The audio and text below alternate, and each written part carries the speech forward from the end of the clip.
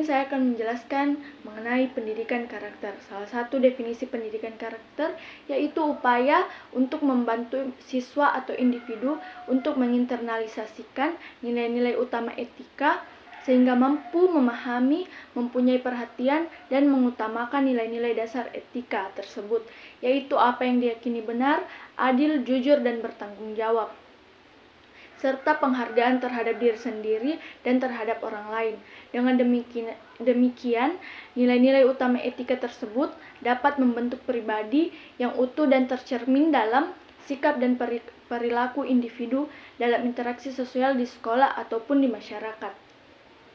Sebagai istilah umum, pendidikan karakter juga digunakan untuk menggambarkan aspek dari proses pembelajaran dan belajar yang terkait dengan pengembangan siswa secara individu. Baik, selain definisi karakter, saya juga akan menjelaskan mengenai komponen-komponen yang ada dalam pendidikan karakter. Menurut Public School of North Carolina tahun 2001, komponen-komponen atau bagian-bagian pendidikan karakter yang baru dapat dirumuskan sesudah lebih dari satu dasawarsa berdasarkan pengalaman dari berbagai macam pendidik atau komunitas, dan setelah mendapat saran dan masukan dari para pendidik, akhirnya rumusan-rumusan komponen pendidikan karakter adalah sebagai berikut. Yang pertama, community participation. Yang kedua, character education policy. Yang ketiga, defined traits. Yang keempat, integrated curriculum. Yang kelima, experiential learning. Yang keenam, evaluation. Yang ketujuh, adult role models. Yang ke-8, staff development. Yang ke-9, student involvement. Yang ke-10, sustaining in the program. Setelah berdiskusi, kami dapat menguraikan bahwa yang paling berpengaruh dalam pendidikan karakter yang pertama yaitu defined traits. Nah, defined traits pertemuan antara orang tua, guru, dengan perwakilan masyarakat dan bersepakat mendapat persetujuan tentang sifat-sifat atau traits karakter yang dikembangkan dan didefinisi apa yang digunakan, rumusan formal, makna apa yang diberikan oleh sekolah dengan keteguhan hati atau dengan kepastian sebelum didiskusikan dengan siswa yang disarankan didaftar dalam kegiatan anggota citizen untuk menjadi kekuatan besar untuk memulai. Nah, maksud dari penjelasan tersebut adalah di mana komponen ini mempertemukan antara orang tua, guru dengan perwakilan masyarakat, sehingga mereka dapat menyepakati tentang sifat peserta didik.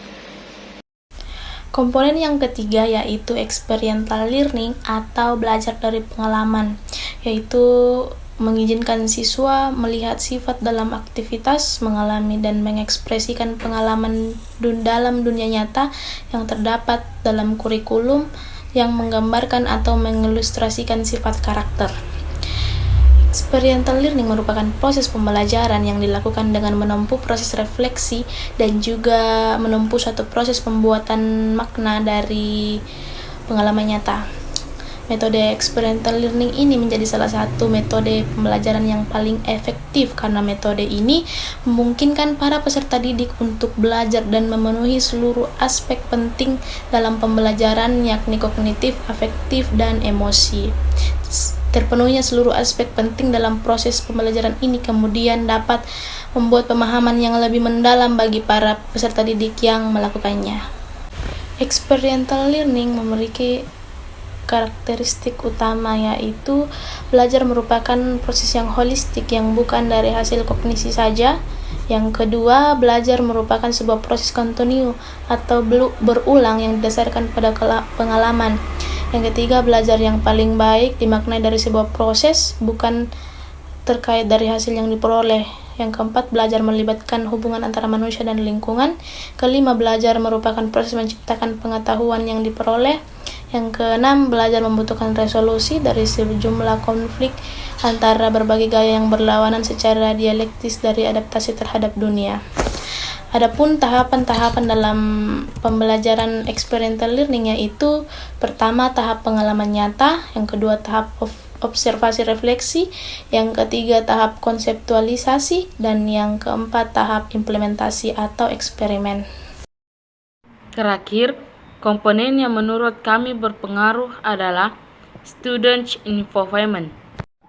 Student involvement atau keterlibatan siswa merupakan rangkaian kegiatan yang harus dilakukan secara aktif oleh setiap peserta didik jika ingin memahami apa yang dipelajari dan mendapatkan prestasi yang baik di sekolah.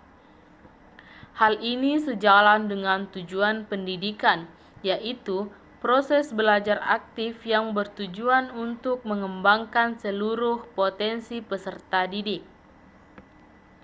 Student involvement menjadi topik yang menarik karena masih belum begitu banyak menjadi tren di kalangan umum.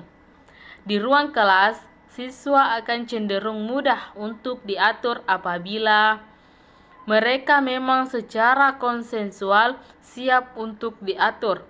Sebaliknya, bila mereka secara mental sudah menolak untuk diatur, maka segala usaha yang dilakukan oleh guru dan pihak ketiga secara eksternal akan berlangsung percuma.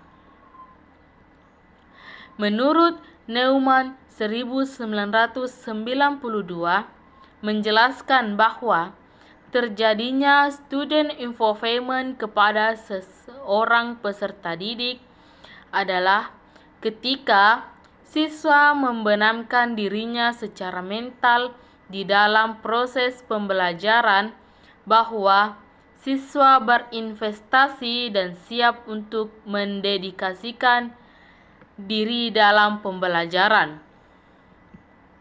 Meningkatkan involvement pada siswa merupakan hal yang sangat penting. Siswa akan memiliki rasa senang atau vigor dalam belajar di sekolah.